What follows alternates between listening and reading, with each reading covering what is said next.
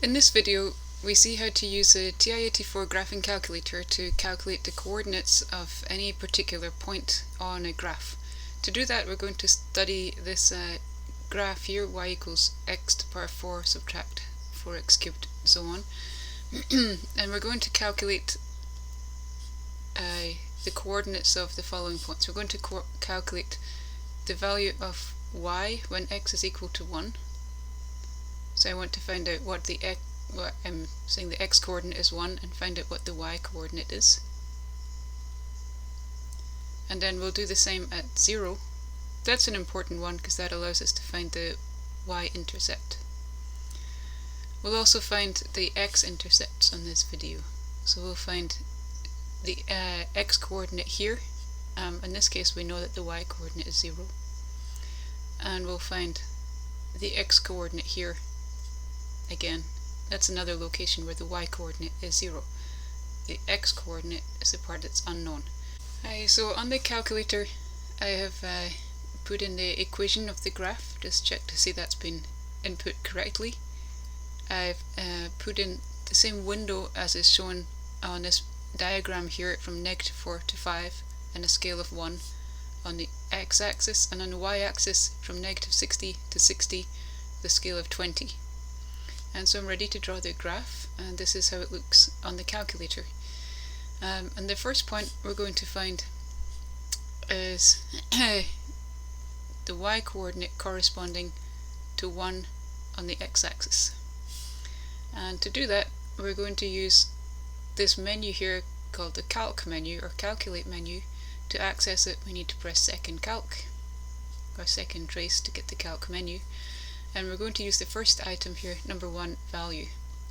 That allows us to type in our chosen x value. So here I'll type in x equal 1, press enter, and it will tell us the corresponding y value. So we now know that the y value here is 32. And checking the graph, that makes sense with the diagram that we're looking at. Okay, so we're going to do the same thing at 0, which is useful because that is the y-intercept of this graph, x equals 0. The corresponding y coordinate is 8. Of course, many of you will recognize that from the equation, seeing the y-intercept at the end of the polynomial equation. Okay, so that's how to find a corresponding y value for a given x value. Now let's see how to find the x-intercepts, which are here and here. On the calculator we use the same menu, but this time we choose 0. X-intercepts are also called roots and also called zeros of a function. And when we press enter here, the calculator doesn't give us an answer, it gives us a bunch of questions. So let's go for this 0 first. It's asking us for a left bound. That means that I need to move the cursor somewhere to the left of the 0 on the graph. So somewhere that corresponds to left of the 0 on the graph. So there's the 0. My cursor, you'll agree, is to the left hand side of the 0. Press enter. Now it's asking me to go to the right hand side of the 0. It doesn't really matter how far right I go as long as I haven't passed any other 0. So you'll agree this is the 0 and the cursor is over here, which you agree is to the right hand side of the 0 we're looking at. Now the calculator has created a search zone. It's going to try and find this location in between these two arrows. It now asks me for a guess. In other words, where's it going to start its search?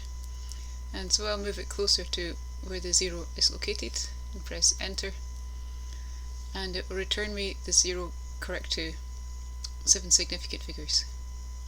I'll take the first 3 and I'll write down, let me call this point A and this point B. We've just calculated at B the x coordinate is minus -0.212, correct to 3 significant figures. The y coordinate is 0.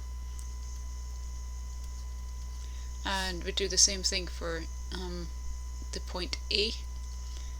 Second calc, 0. We can also press the left bound. Instead of moving the cursor to the left bound, we can type in a value. Now I can clearly see that -3 is to the left of this 0 and negative 2 is to the right of that 0. So I'll use those values instead of moving the cursor. Negative 3 is my left bound, my right bound negative 2. My guess, I'll just put in negative 2.5, somewhere in between, and the calculator will find that 0 also. So the coordinates of coordinates of A are negative 2.93,